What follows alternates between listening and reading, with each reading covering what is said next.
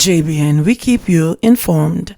I am Michelle Jones, and in the news, 2 men shot, 1 fatally, near Party in Cane River.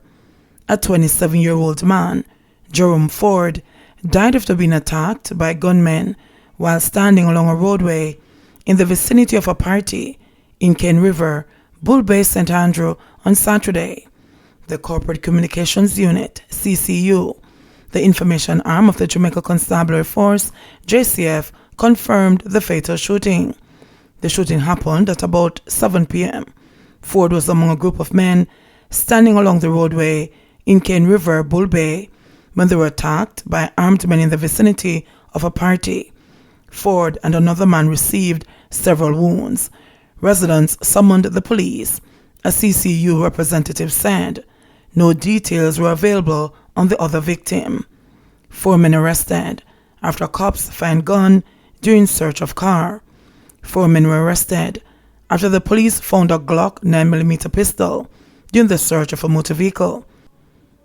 According to the lawmen, the men were traveling in a white 2011 Nissan AD wagon, which was being driven along St. Christopher Road, Stony Hill, St. Andrew, about 11:15 p.m. on Saturday. The police said the driver was signaled to stop the car, and when he did, the vehicle was searched. This was when the weapon with a magazine containing 7 rounds was found. Meanwhile, in St. Catherine, the police arrested 1 man yesterday, following the seizure of a 9mm pistol in Ginger Peace District, Browns Hall in St. Catherine. The Constabulary's Corporate Communications Unit reported that between 5 a.m. and midday, lawmen were on an operation when the firearm, along with 5 rounds of ammunition, was seized at a premises and the man taken into custody. His identity has been withheld pending further investigations, the police said. The police also urged the public to report illegal weapons by calling the nearest police station, Crime Stop at 311, or the nearest police station. 9 charged in Manchester following arrest at illegal events. 9 people are to appear in court in January for breaches of the Noise Abatement Act after being picked up at illegal social events across Manchester over the weekend. Those charged are Janelle Nash, a bar owner in Royal Flat; Vanessa Williams, a bar owner in New Green; Kenway Kirkland, 28 years old, a mason and owner of Small Vibes Sound in Devon District; Arrett Williams, a 32-year-old disc jockey of Chantilly District; and Shamari Davis, a 29-year-old disc jockey, also from Chantilly District. Commanding officer for the Manchester Police, Superintendent Gary Francis, said the lawmen, with support from soldiers and other stakeholders, conducted multiple operations across the parish on Friday and Saturday. The operations were being conducted in an effort to reduce public gatherings and mitigate the spread of COVID-19. Francis said 9 people were arrested and charged, and several others were also warned for prosecution for breaches of the Disaster Risk Management Act. Several persons escaped, but he said those persons will be charged when they are caught. The commanding officer said musical equipment and liquor were also seized. Francis is appealing to promoters and patrons to desist from breaching the law. He is also pleading with anyone who may be aware of planned unlawful social events to share information with the police. Over in Kingston, the police yesterday arrested and charged 18 people, including 6 females, with breaches of the Disaster Risk Management Act along Omario Road, Kingston 10. Reports are that about 10:15 p.m., officers were on patrol in the area when they noticed an illegal party in session. The 18 people were arrested, processed, and later granted bail. They are to appear before the Kingston and the St. Andrew Parish Court on Wednesday, January 21, 2021, to answer to charges laid against them. 6 lottery scam suspects nabbed in western parishes. The Major Organized Crime and Anti-Corruption Agency, MOCA, says 6 suspects were arrested during multiple intelligence-led operations in Trelawney, St. James, and Westmoreland earlier this month. These operations stemmed from prolonged investigations, which ultimately led to the identity of a number of suspects involved in lottery scamming, as well as identity theft and fraudulent credit card activities, said MOCA. The agency outlined that various paraphernalia believed to be involved in criminal activities were seized. These included magnetic card readers, portable point of sale (POS) debit or credit card machines, blank credit cards, laptops, micro SD cards, cellular phones, and other IT devices. The operations were conducted in sections of Hyde District, Clarkstown, Trelawney, Westgate Hills, St. James, and Crowder and Grangeville districts in Westmoreland on December 2 and 3. 5 arrested during Ganja bust in Patrick City. The Jamaica Constabulary Forces Narcotics Division is reporting that follow-up operations conducted in the wake of Thursday's multi-billion-dollar cocaine seizure at the Norman Mann International Airport in Kingston has resulted in the arrest of 5 people and another major drug bust. Police reports are that between 6 a.m. and 11 a.m. yesterday, a joint police-military operation was conducted in Patrick City, Kingston 20. During the operation, a premises was searched and over 100 pounds of compressed ganja with a street value of $400,000 was found in 2 bags. 5 people were taken into custody on reasonable suspicion for breaches of the Dangerous Drugs Act. According to the management of the Narcotics Division, the recent successes are due to collaborative efforts between local and international law enforcement entities. MOCA warns public about persons illegally offering divorce services.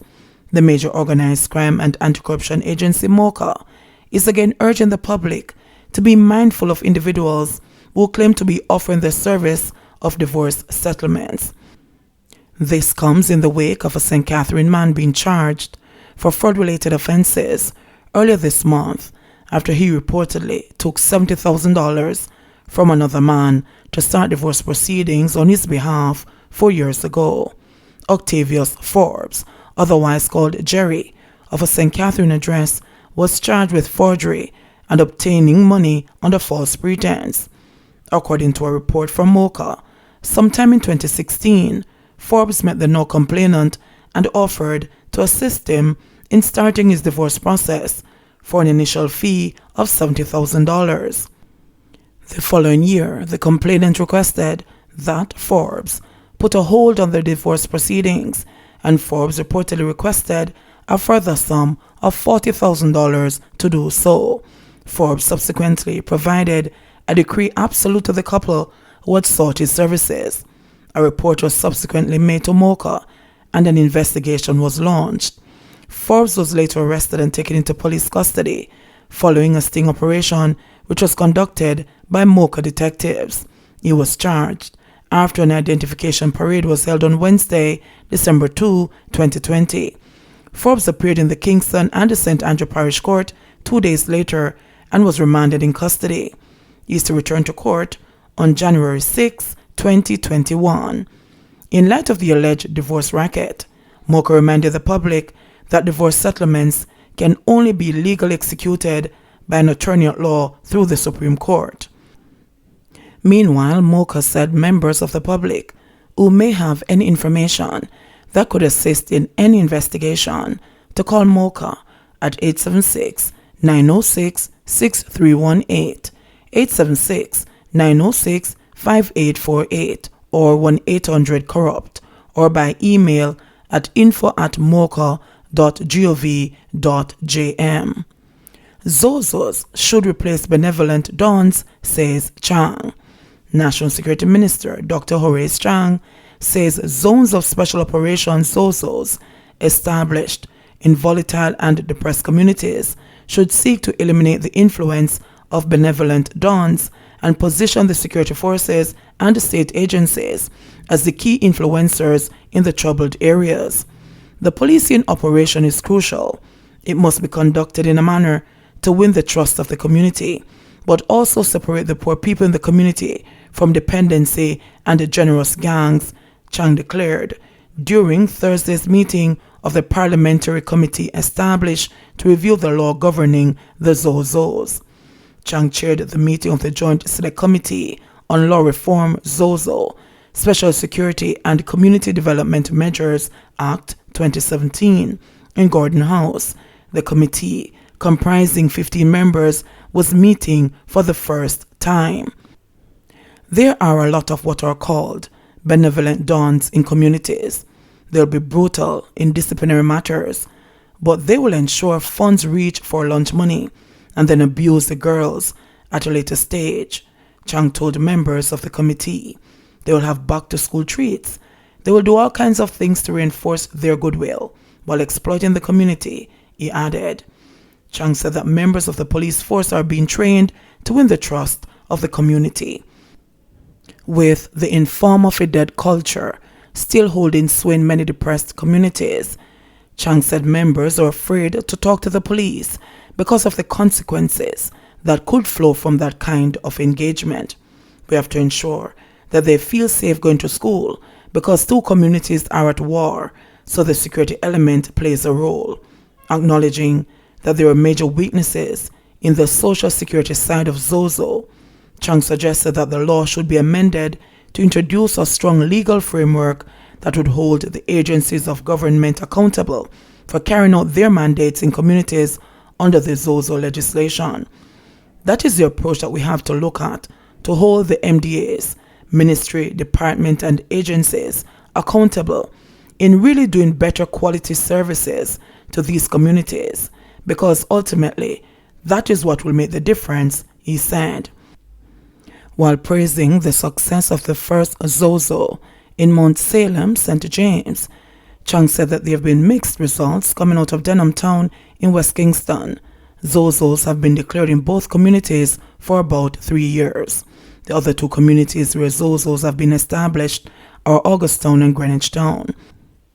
At its second meeting scheduled for January 30 next year, the committee will be inviting the Jamaica Constabulary Force, the Jamaica Defense Force, and the Jamaica Social Investment Fund to make submissions. Submissions are also expected from the Office of the Director of Public Prosecutions, Norman Manley Law School, the Office of the Public Defender, residents from communities where Zozos are established, and civil society groups, among others. Committee member Fitz Jackson suggested that the government should establish indicators to determine when a Zozo should be lifted. 82 new cases, no deaths in past 24 hours. Jamaica recorded 82 new cases of COVID-19 in the last 24 hours, bringing the total number of confirmed cases in the island to 11,792. The death toll remains at 273. According to the Ministry of Health and Wellness, of the 82 new cases, there were 42 males and 40 females with ages from 3 to 90 years. The cases were located in Kingston and St. Andrew 20, St. Catherine 19, Westmoreland 9, St. Thomas 8, St. James 7, Trelawney 5, St. Anne 4, Clarendon 3, Manchester 2, Hanover 1, St. Elizabeth 1, and Portland 1. The country also recorded 144 recoveries, bringing the total number of recoveries to 8,098. JBN, we keep you informed. Please remember to subscribe, like, share, leave us a comment, and click the notification bell to receive our daily news items.